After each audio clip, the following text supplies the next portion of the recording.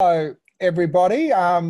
You probably thought we'd forgotten the hang of this after stopping our daily cast, but welcome to our regular Australia at Homies and also new visitors to our now semi-regular daily chats on issues of import. Before we get cracking, on behalf of everybody here, I just want to pay respects to the traditional owners of the land I'm on, which is the Gadigal land of the Eora people. Pay my respects to elders past, present and emerging, and recognise the land that I'm on and that we're all on has never been ceded. So we've had a few days off this treadmill, but for those that are new, we like to keep this an open, collaborative discussion. We've got some great speakers today. Turn your camera on, use the gallery, use the chat to introduce yourself and ask questions, and away we go. I'm really just welcoming you all back, and I'm handing over to the wonderful Emma Dawson from Capita, who's going to be in a discussion with two very eminent members of the ABC alumni, former award-winning journalists, former board members who have got a real up-close and intense view of what goes on behind a national broadcaster. And having Emma in discussion with these two guys, I think is going to be a wonderful hour. So with no further ado, Emma, although I might sort of jump in and ask questions as we go as well as with the crew, I'll hand it over to you to lead a discussion with Matt Peacock from his home and Quentin Dempster from his car. Thank you, Peter, and good afternoon, everyone. My name's Emma Dawson, as Peter said, and I'm Executive Director at Per Capita. I'd like to start also by acknowledging the traditional owners of the land that I'm on today, who are the Bunurong people of the Kulin Nation here in Victoria, and pay my respects to their elders, past, present and emerging. I'm sure wherever you are today, you join me in paying those respects and acknowledging that we all live on Aboriginal land which was never ceded. As well as being Executive Director at Per Capita, where I've been now for coming up for 4 years, in a previous life I was a Senior Advisor on broadcasting and particularly public broadcasting policy to the then Communications Minister in the Rudd and Gillard governments, Stephen Conroy. And we did some pretty good things for the ABC, I'd like to think, one of which was restoring the position of Staff Elected Director to the board, which was previously held by Quentin Dempster, and after that position was reinstated through legislation, it was held by Matt Peacock. So I'm very pleased to have both of them here with me today to talk about this current government's relentless attacks on the ABC. Earlier this year, in partnership with GetUp, I published a report looking at the total loss of funding to the ABC since the coalition government came to power, and found that it totalled about $783 million between 2014 and the end of the current triennial funding round in 2022. Most notably, of course, that includes an indexation pause, which means that their funding is not indexed to inflation and is therefore frozen at the level it was at 3 years ago. And that has removed over $83 million from the current operations of the ABC. Despite the government's claims to the contrary that there have been no cuts, the figures in my report were taken directly from the government's portfolio budget statements. And at the time those budgets were released in 2014, in 2017 and 18, they made no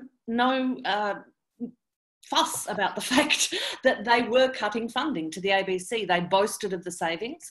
They made it clear that the ABC had to tighten its belt like every other government agency. And yet now we find that they're denying that they cut that funding at all. They're doing so in a way that I'll let Quentin explain the difference between the operational funding that has been frozen and reduced and the ongoing indexed transmission funding, which goes directly to Broadcast Australia. But we want to talk not just about the facts of those cuts today, but also the implications for the ABC.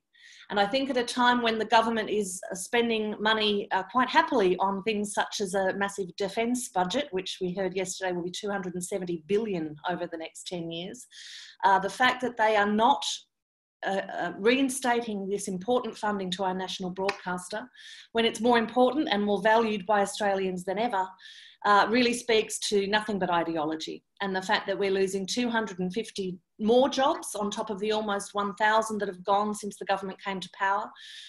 Some very senior reporters, and cuts to programs across the board is pretty indefensible when we're in a recession, and when our commercial media are under so much pressure that we're seeing publications and outlets shut down around the country. I could go on all day, but I won't. I'm going to first ask Quentin to say a few words, and then we'll move to Matt. And as Peter said, please do post questions for any of us in the chat. And if you're happy to ask that question yourself, just let us know, and we'll unmute you to do so. Quentin, over to you. Hi, Emma. Well summed up. Well, it's distressing because, as Emma has indicated, all the good things that the ABC has done had validated the ABC in the eyes of the public of Australia, particularly after the bushfires and COVID-19, giving accurate information. That's just news and current affairs, let alone everything else. To have to, and for Ita and David Anderson to go down and see ScoMo earlier in January before COVID-19 and say, look, please give us some respite on the indexation pause money so that we could in fact, leverage that into enhanced regional services, and then get a knockback, has indicated to all of us that it's both ideological and punitive. And we're just appealing to people within the Liberal national parties to come out and say enough is enough. This organisation has demonstrated its worth and value to the public of Australia, the taxpayers who invest in it, and we shouldn't be imposing any more strangulation on its funding.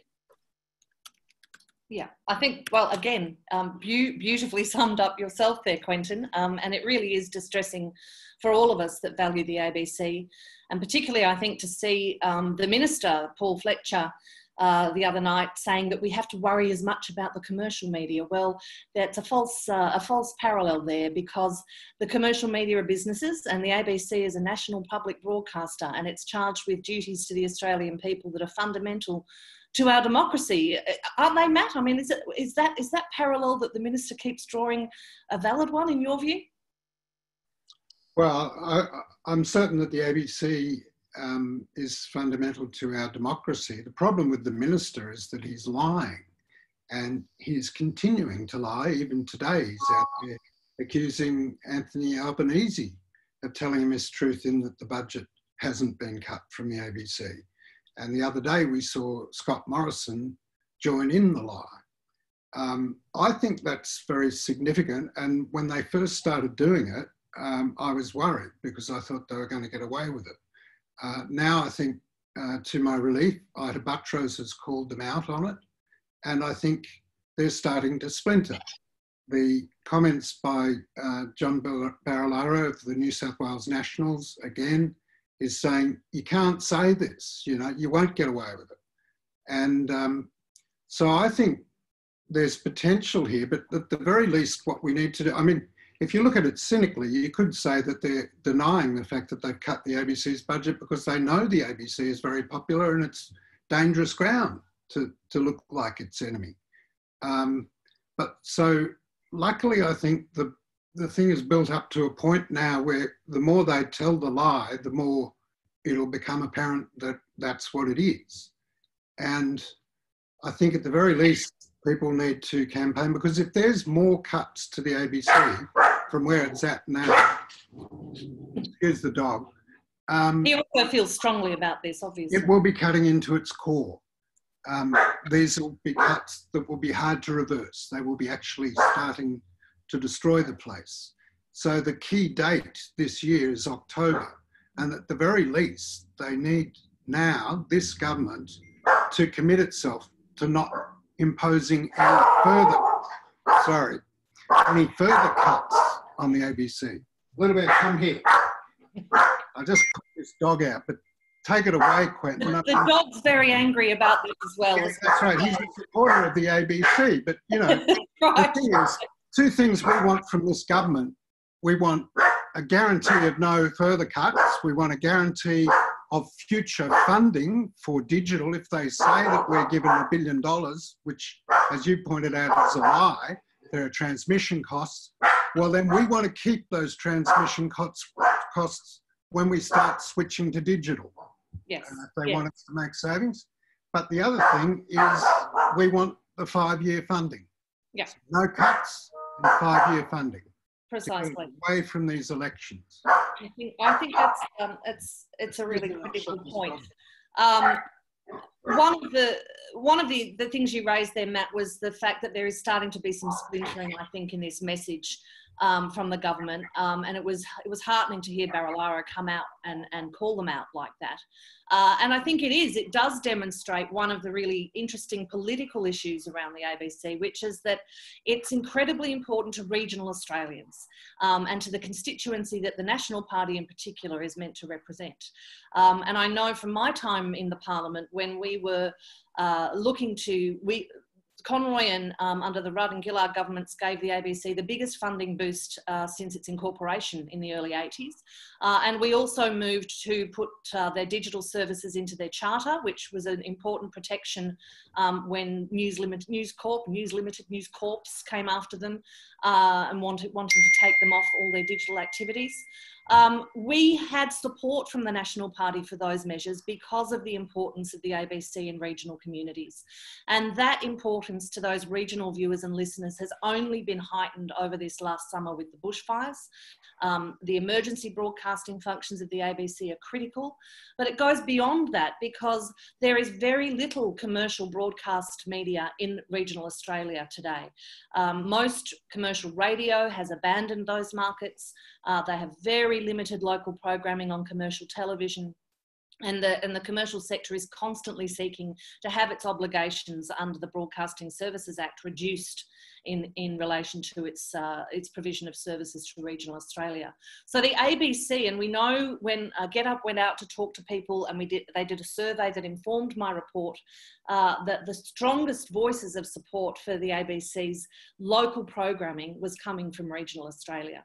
And so there is a political opportunity there, I think, to build on Barilaro's comments and to really push this issue with the National Party. And I think while the cuts that the ABC has been forced to make due to the indexation pause have been unpopular with people, such as losing the 7:45 a.m. news bulletin, and in particular, reducing some of those services that people rely on. They're now saying, well, if you cut us further, we're going to have to cut regional services. And these are political moves, I think quite canny ones made by the management. They have in previous years tried to absorb these funding cuts without doing anything that would be really noticeable to their audiences. And I think now, as Matt said, there's I think David Anderson, or one of the executives at a Senate estimates hearing put it, there's no fat left to cut, we're cutting into muscle. And so cutting some of these programs that people are noticing, Quentin, I think is quite a canny move to get people to sit up and notice what's actually going on. Do you? Canny? I don't know. I'm not in the boardroom. And it's the 7:45 thing, Emma, to lose that, which has been broadcast since before the Second World War. And a lot of people, it's a digital thing. There's a view that people will be able to, in their cars and everywhere, are so switched in through digital devices. It's becoming ubiquitous that radio is no longer as vital. I don't think that's the case. I think radio will always have a place in Australian broadcasting and media. The sublime cost-effectiveness of radio transmission to get to everybody in this vast continent and the islands is so substantial and so valuable a benefit to national cohesion.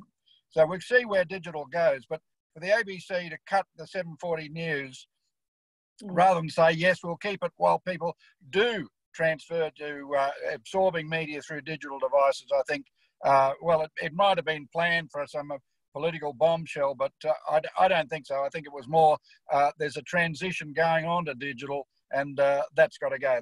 I think Judith Whelan was on with Glover the other day saying that the 7:45 audience was declining. Yes, of course it'll be declining, but is that a reason to get rid of an iconic service like that? Why can't we have both? Yeah. And that is a direct impact of defunding of the corporation, both through, as you said, the 2014 jail hockey budget reduction and the 2018 indexation pause. A very tricky piece of punitive defunding of the ABC by Mitch Fifield. We have two issues there too, Quentin. I mean, one is I believe we should be campaigning to have the restoration of the 7:45 news. I think it's a popular cause right around the country. And I'm dubious about the figures that the ABC and Judith Whelan has quoted about its declining ratings. It's a complex story, but in either case, you don't get rid of it. That should become a symbol of the coalition cuts. And the other issue to do with that, which Emma, you've said, is that if there's any more cuts, the bush is going to have to go. Yeah, I think it's critical. And one of the reasons Peter very cannily titled our discussion today, Not the 7:45 News, it's certainly a service that has started my day. I'm not a particularly early riser for as long as I can remember. And I do think that there is an opportunity for us to agitate around that issue and really build a broad coalition of Emma, support. can I just say that we're 2 days out from the Eden Monaro by-election. The people, the voters of Eden Monaro, should be aware of, if they're not already, of what's in play. And I think all the candidates in Eden Monaro, we are entitled to ask Mark Coulton, who's the Federal Minister for Regional Communications, where he stands. He's been absolutely silent on this. We've had Barilaro from New South Wales make a statement. I understand Michael McCormack, the Deputy PM, the leader of the National Party, has flicked it, hasn't engaged in it. I think we've got to ask the Nationals in Eden Monaro, where is Mark Coulton, the Minister for Regional Communications, on this, and why can't we get some real momentum to restore not only the 7:45 news, but to give the ABC some respite on the argument that enough is enough. The ABC has proved its value to the Australian people. Thanks, Quentin. Peter, I'm going to bring you in here about the ABC board. You wanted to raise an issue about the board.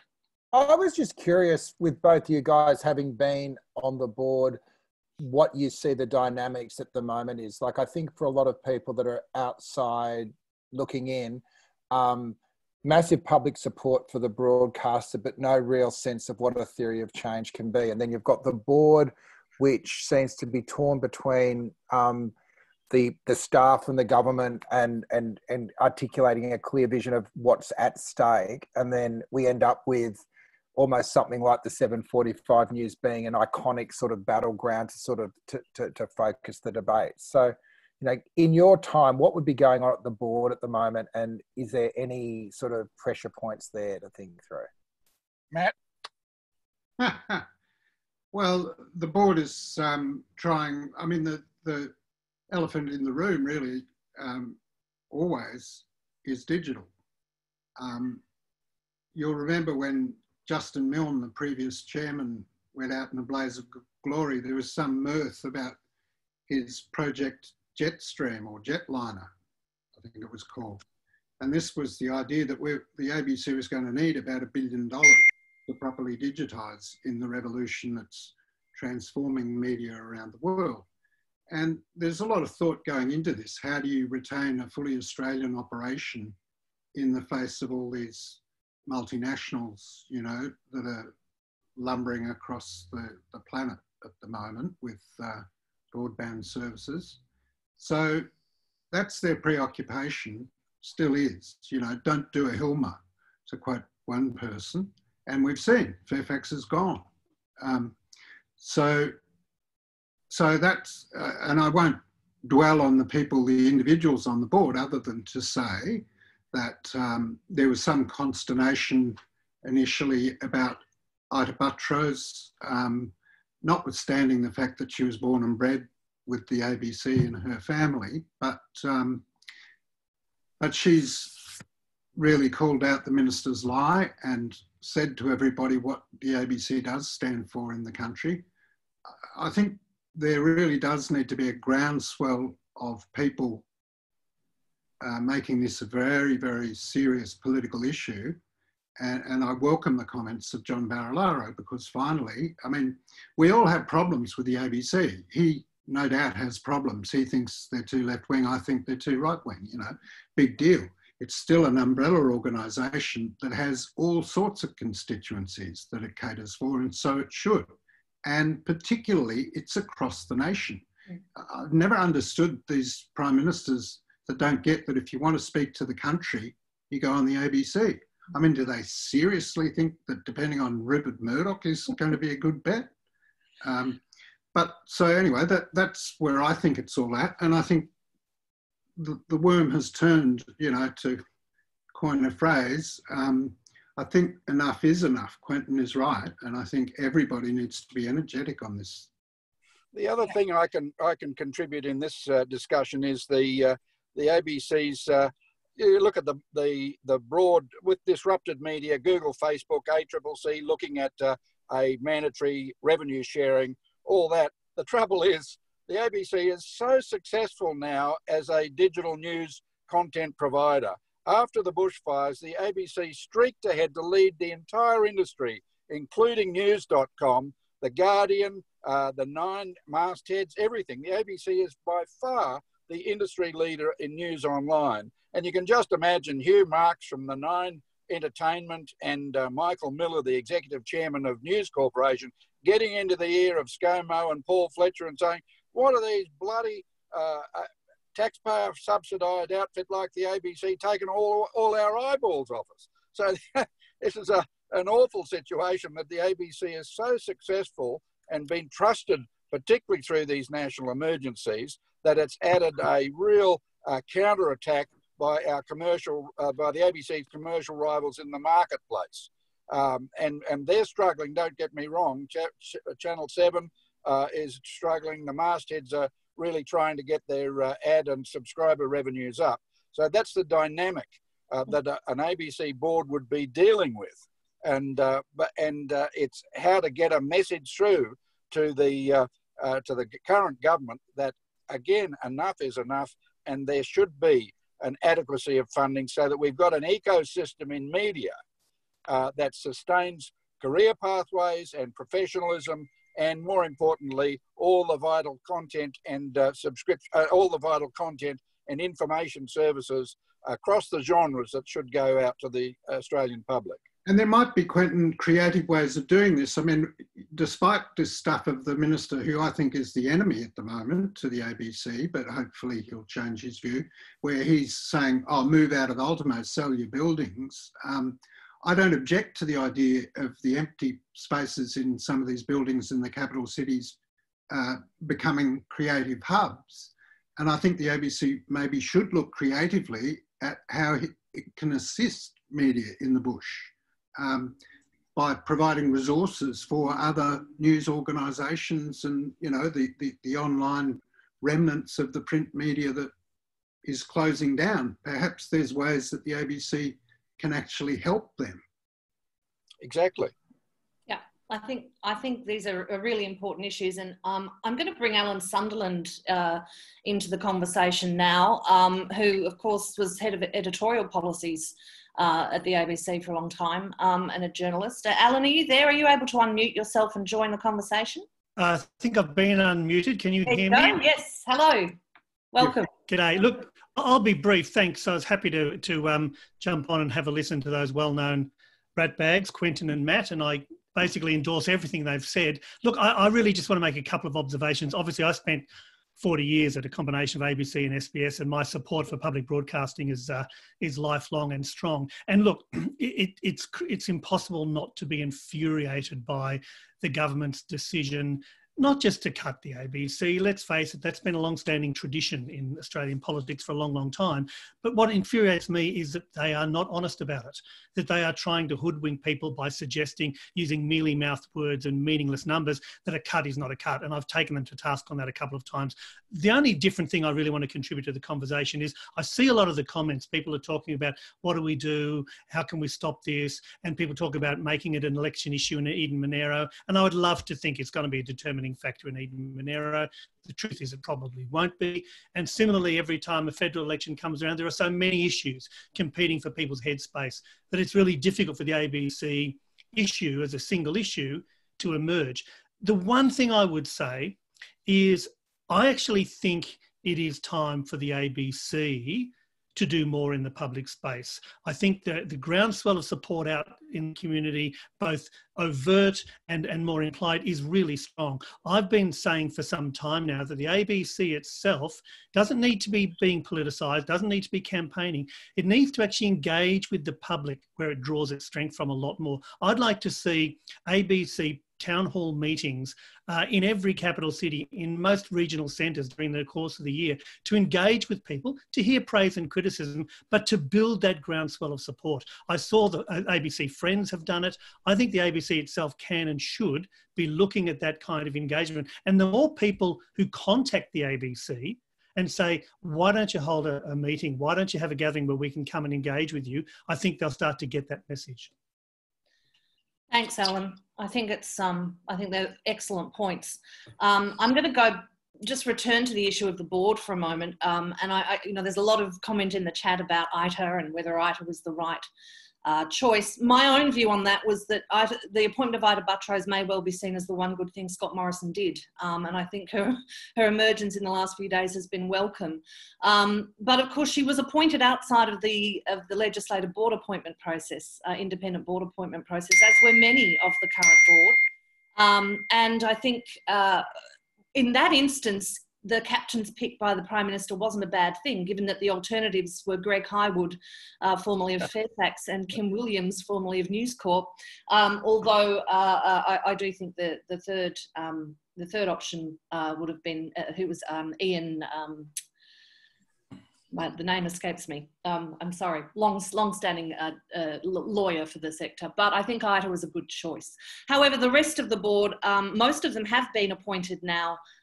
Beyond that, without that being recommended by the independent panel, which was always a danger with that process that we legislated back in 2011, 2012, given that it's very difficult to ensure that a change of government will abide by those rules.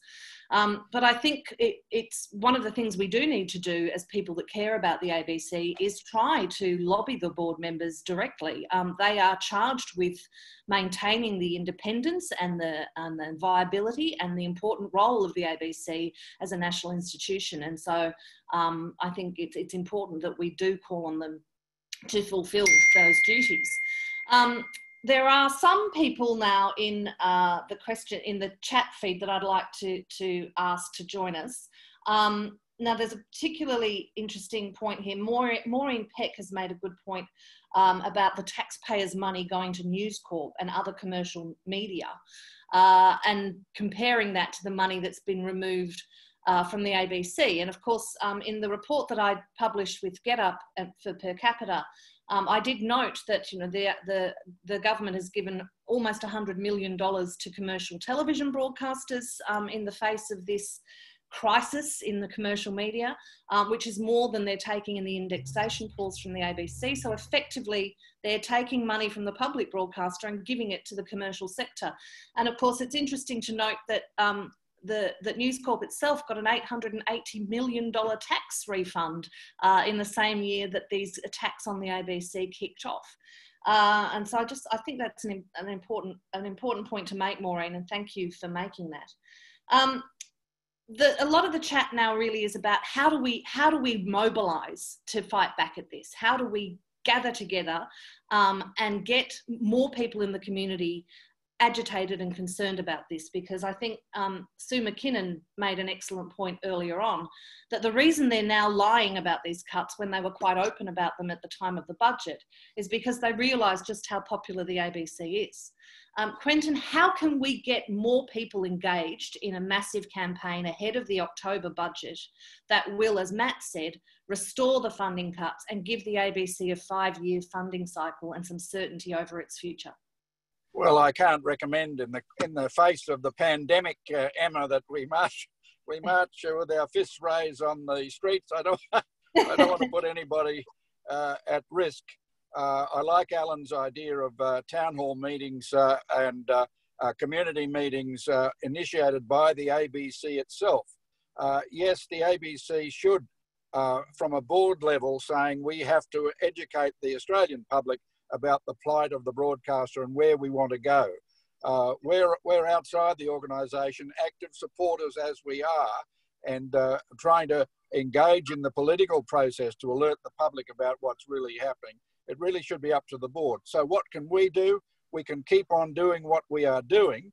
We're asking all the candidates in Eden Monero to state before Saturday, and there's been a lot of postal votes already, pre-poll voting, to think of the ABC to send a message to the government on this particular by-election. As to the October budget, well, it's not as if Josh Frydenberg and the Expenditure Review Committee of the Cabinet don't know about what has happened. The ABC has taken the case right up to them. Josh could, we could bombard Josh Frydenberg and the ERC members of the Cabinet to say, give the ABC some respite. Work out something for the October budget where the ABC can get some funding relief, the equivalent of the 83.7 million that is operationally applied. So the effort should go to Josh Frydenberg and to Fletcher, the minister. Yeah, thanks. Matt, do you have anything to add to that? Not really. I mean, it's really a question of how to, I guess the thing that really needs to be understood is that if it doesn't get this in October, and particularly if there's more cuts, then the ABC as we know it will start to lose, you know, and there will have to be significant losses. And I think the whole Australian population needs to become aware of that. And I agree with the idea of town hall meetings or whatever. I'm not sure whether I can imagine the board doing that, but I can imagine ITA prevailing upon the board to get that. And look, when it's so bad that even when they've been called out, they continue to tell this fib about it's kind of good for us, but it does say something terrible about the government. They're not just listening to these influences in their ears, they seem captured by them. Yeah, I think it's critical. One of my concerns, of course, is that we focus this campaign where it needs to be, and that is on the government. It's great that the ALP has made a commitment to restore the funding if it wins the election, but next election is, you know, a couple of years away, and we don't have that time to waste. And there's absolutely nothing that the opposition can do with the current makeup of the parliament. Even if the Senate if they were trying to move a motion in the Senate, the numbers in the Senate mean that they need Pauline Hanson in order to get any motion through, and a motion is virtually meaningless. So yes, it's important to hold Labor to the commitment that they took for the last election to fully restore the ABC's funding, and to get a commitment from them that they will implement the 5-year triennial funding change from triennium to a quintennium, I suppose it would be. But I think we need to really focus on the government here and ensure that they understand that this is an election, could be an election swinging issue for them in certain seats in particular. Emma, I think we've got, sorry, I'm just looking. I think we've got Andy Nehl on the line. Can we bring Andy into the conversation? Andy, are you there? Oh, yeah. Hi, I'm here. A former ABC person. Yeah. I was just wanting to add, I guess, I think, drawing on a couple of things that have been said before, with the, I guess, the support of the National Party out in the bush being, I think, one of the best leveraging tools we've got.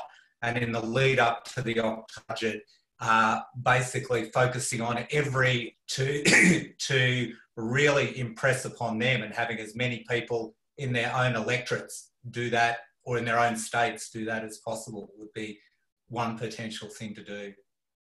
Yeah, I think that's right. I think we mustn't underestimate the power of the commercial media lobby. When I was advisor to Conroy, I would have got a call from the people representing free-to-air commercial television every day of the week. They are constantly in Canberra. They are incredibly well funded, and one of their big bugbears is to push back on the money going to the ABC. I remember Kim Williams, when he was representing Foxtel, sitting in a meeting with myself and the minister and saying, "Minister, it's not fair. It's not fair that the ABC gets all this money for content and we don't get any." To which my response was, well, your content's behind a paywall, and I don't see why the taxpayer should have to pay for it twice. But they are vociferous, and the ABC is to some extent quite cowed in its relationship with the government, I think, at the moment, and has been for years. And so it is up to us. It is our public broadcaster to make as much noise as those commercial vested interests do, and really make the minister very, very, very uncomfortable. And we're talking about lobbying and campaigning, and I think John Robertson's on the line. John, are you there? Would you like to give us some thoughts on how we can make some noise to save our public broadcaster? Well, I think a number of things. Firstly, as I put in the chat, don't make it and don't allow it to seem like it's inner city centric, because I think, the opponents are always saying it's just inner city trendies and lefties that are backing the ABC. So I think the regional thing's good. It needs to be future focused. That's really important. And I think while we all love the 7:45 news, and I'm a huge fan of that, it's also important I think that future focus thing, that while it's a good focal point, it can't be the only thing that we're arguing about. And the only other comment I'd make is John Barilaro is very different to his federal colleagues. He is prepared to stand up. He's quite unusual, frankly, from what we're used to in the National Party right across the country. He is prepared to stand up. He's got the I don't give a stuff gene, and he will speak up. But I don't expect a lot of the other National Party members of the federal parliament will say anything unless really pushed. And my final point I'd make is that while the October budget's really important, having run a number of campaigns over a number of years, even if we're not successful in October, I think it's really important to keep that momentum going. With Albo talking about he's going to he'll put more funding into the ABC. None of this is guaranteed until you just keep that momentum going. So people, even if we, for some reason, aren't successful in October, it's really important to be prepared to go beyond October, because I think far too often people get themselves involved in a campaign. They have a short-term eye to success, and if success isn't there in the short term, they all just drift away. It's really important to say to people, October's a milestone, but it's not the end game. Yeah, I think that's critical. I think we are unlikely to get success in October. To be frank, I hate to be pessimistic. I think we need to fight hard for it, and it's possible that they may give a little bit if they get enough pressure. But the quantum of money that's gone from the ABC since they came to power, as I said, it's equivalent to 10% of their annual budget. We're not just talking about $83 million. So we absolutely have to make this an election issue, and a big one at the next election. Emma, and there's Angela in the chat who's made a really important point about local government. Angela, are you there? Would you like to make this point yourself, or would you like me to make it for you? Is Angela? We can hear you, Angela. You just go ahead. There you are. Hi, Angela. Oh. Yes, we can hear you. Look, I think I've sort of said it in that note, but, I'm a devotee of local government. This is terribly unfashionable in Australia. The thing is, although it's very weak in Australia, they are elected and they care and they represent their people. And when I put a lot of time into that Wodonga meeting that I'm referring to there. I did it for the Friends of the ABC, and we did them across Victoria. But because I was familiar with that area, I tapped into a lot of networks there. You've got to do that. There are networks to be tapped into. And of course, COVID makes it much harder. Look, the mayor of Wodonga, the facilities of Wodonga were stunning. We got this great, fabulous hall and the employees that go with that, and the press coverage. And look, the links were with academia there, the churches, all those sorts of networks that could be done across Australia. Thanks, Angela. I think it's a critical point. And I know when I keep going back to my experience working for the former minister, but one of the other projects I looked after was the switch from analogue to digital television. And we drove that campaign in regional Australia. And wherever I went in regional Australia, the number one thing people said was, am I going to get all the ABC channels? Because if I'm not going to get all the ABC channels, I'm not going to make the switch. And actually, when ABC Kids was launched, we saw the biggest spike in people switching to digital television because of their desire to access that very important and very trusted service. Jill Biddington has made a really important point about the importance of the ABC internationally. Jill, would you like to make that point to the group, or if you're there? Yeah. Yes. Hi, Jill. Hello, Emma. You're doing a great job. Thank you. So I'm passionate about this. Sorry? I'm passionate about it. Yeah, and it's great. I love it when people speak with passion. It makes such sense. So I work for Union Aid Abroad, which is the Union Movement's international aid organisation. And my job is in the Pacific, but we also cover as far as South Africa and Palestine. But in the Pacific especially, we provide the news that the locals can really trust. So recently there was a story about Inverell, about the situation for seasonal workers, broken by the local ABC guy who works up in Inverell, hit all the papers through the Pacific Islands and really generated a much stronger discussion about, you know, what are the rights for people who come here who get ripped off by employers. The ABC is so trusted in the Pacific. It's a premium, but I think that unless we engage with those people, we just miss that. I guess my thing about the ABC is I don't think we really value the social contribution it makes. I'm from the bush originally, grew up with Kindergarten of the Year, you know. That stuff was our entertainment before TV came, and it continues to be. But the same is very true for people internationally who still rely on it so much. I'm passionate about that bit. It's such an important point. I thank you very much, Jill, for making it, because of course, the Australia Network, the television service that the ABC used to have in the region, was cancelled by this government. They did that. There was obviously a long battle between those at Sky News that wanted to take the service over, which was refused point blank by the Labor government. And we actually inserted a clause into the legislation that said that if DFAT was going to fund an international television service, it couldn't be delivered by anyone other than the ABC. So that at least stopped Murdoch getting his hands on it. But as a result, they just cut the whole thing. Now, at a time when we're seeing the government and the Prime Minister make some pretty strong statements, and I think quite dangerous statements around our international and geopolitical relationships in the region, really muscling up with a militaristic approach to the rise of China.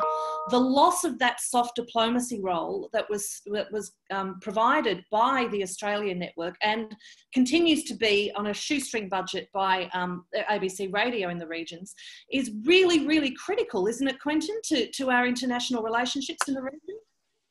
Absolutely. I mean, as you say, the rise of China, for Julie Bishop to unilaterally terminate the DFAT contract, which was 1 year into 10 years after all we'd been through, and the ABC ended up sacking or making redundant the legendary Sean Dorney and 80 wonderful broadcasters and in-situ correspondents right through Asia Pacific. To do that was an act of vandalism. Yes. And it was done at the insistence of News Corporation for all the reprisal reasons that you've indicated there, Emma. It was so distressing to see the government cut Australia's national interest by doing that. It was very cost effective through the region, particularly with digital devices. A lot of people, the ubiquity of mobile phones through the Pacific Islands, to have content that was relevant to the local islanders was absolutely vital. Now China has moved in with what they call their debt trap for various island nations in the Pacific. It indicated that the ABC and the Australia had been very poorly served by Julie Bishop at the time. Now the government's given 17 million to the free TV, the commercial broadcasters, to run Home and Away and Your Neighbours and everything else. They can pick up those programs, but that's not what engagement really is. It's a sort of a colonial view of you watch our content, rather than we work with broadcasters in the region for them to make their own content and for it to be broadcast. I think it's such an important message. And the money that they've given to the commercial broadcasters, that 17 million, they say they're delivering the programs on something like a USB stick to the Pacific broadcasters to get around that clause that we inserted, that commercial broadcasters can't provide an international broadcasting service. But it's not clear to me that they're not using satellite transmission at all. And I think there's a potential legal challenge there. Thanks for saying that. I didn't know that, Emma. No, so it would be in breach of that legislation if they're broadcasting it in any way. And I think we need to investigate that. Margaret's saying, several people in the feed here bringing up the issue of Murdoch and the pressure from the commercial media. But one of the other interesting things, of course, is the pressure from organisations like the Institute of Public Affairs and even grassroots members of the Liberal Party that have voted in favour of privatisation of the ABC. Matt, how real a threat is that, do you think? Well, look, I think you've got to take it seriously. I think the more sinister strategy would be to have the regional broadcasting corporation and shut down the cities. And I think you can see that tendency underway already. But certainly they'd be happy to buy Triple J or somewhere like that because it's so wildly popular. I think in terms of campaigning forward, somewhere like Triple J is worth talking about. We are in the age of COVID, but it's technology as well. It's Zoom meetings. There are some things that actually take off quicker, not just a virus, but also there's tweets that go viral. And I don't think it's an impossibility to mobilise people across the internet in a big political way. Allegedly, that's what wrecked Trump's comeback rally the other week. It's possible if young people understand that Triple J is the ABC, and I think also the sort of expansion of digital programming that the ABC has embarked upon, you know, the fact that it's now #1 clickbait website, you know, we have problems with the quality, but it is reaching the audiences in some cases that it didn't reach. And ABC Life was an example of that, which is why they went after it. So it is possible to organise more than has been done before, but we need creative ways of doing it. And I don't have the answers, and I'm hoping every one of you do. Andy, you've got a thought about how we could make that, some of Matt's suggestions there, into reality. Can you, Oh, just what I wrote in the chat, that basically really well made short promo videos that can get distributed around social media, that communicate to young people, that communicate to a range of different audiences, that really, you know, are well made, have an emotional message in there, as well as the facts about things, and getting those kind of things produced and out there as often as possible over, you know, between now and October and between now and the next election would be important. And isn't it, I'm sorry to come in on this, but isn't it really time for a mobilisation of a whole lot of people, like the humanities, for example? The film industry, the production sector is bleeding at the moment for pretty much the same reasons: government indifference or malice. And the ABC's, you know, trying, I think, to maintain that spend in the independent production sector. And one of the things it's done so well over recent years, while it's been attacked for being Sydney-centric, is if you look at its drama slate, they're producing programs in Perth, in regional Northern Territory, in Tasmania. They're really trying through through that limited funding they have for drama production, to cover all corners of Australia and tell stories that commercial broadcasters just don't tell. And I think we need to perhaps get some of those people, and a lot of the people, for example, that are reading stories on Play School, a lot of those celebrities, to make these kinds of short videos, because they'll cut through, and they'll cut through to a different audience. And if I can throw one idea of my own out there, we need to mobilise mothers. I have a young child. One of the reasons I stopped working for the minister was because I was 40 and needed to have a kid before it was too late. And she's 6 now, and I don't know what I'd do without the ABC. I can, particularly at times like this where it's school holidays and I have to be here doing something like this, I can quite happily put her in front of ABC Kids and know she's not going to see anything that I'm not comfortable with, and she's going to see her own stories and understand more about her own country. And I think the passion out there amongst parents of young children in particular could be mobilised in support. Emma, on that point, it's worth being aware that when the coronavirus lockdown was on and ABC Kids expanded its programs for parents with their children at home, the government was angry. Yes, yes. That gives you some idea of just the sort of malice if they don't want the ABC to succeed, even in a time like that. And it's gone to that point, hasn't it, Quentin, where the hatred, I mean, governments have always had a beef with the ABC, and if they didn't, the ABC wouldn't be doing their job, right? Hawke and Keating found the ABC difficult at times. That's what the ABC is there to do. But the hatred, the sheer ideological hatred within this government for public broadcasting is quite stunning, and I think goes beyond the traditional hostility of governments to a broadcaster. Yes, it does, on the basis of the LNP belief that the ABC is a front for the Labor Party. What I wanted to, and if any spies for Paul Fletcher are listening to this, watching this webinar, this is the point I want to make about that. The ABC has been fearless in exposing corruption within the Australian Labor Party, to the point now where the Federal Parliamentary Caucus, including the New South Wales members of the ALP, endorse a National Integrity Commission with teeth like a federal ICAC. To do that, they have been motivated by the fact that the ABC has been a part of the fearless accountability of any political party in this country. And if Paul Fletcher wants to say, oh, well, this is a conspiracy for the activism for the ABC is a conspiracy for the ALP, it is not.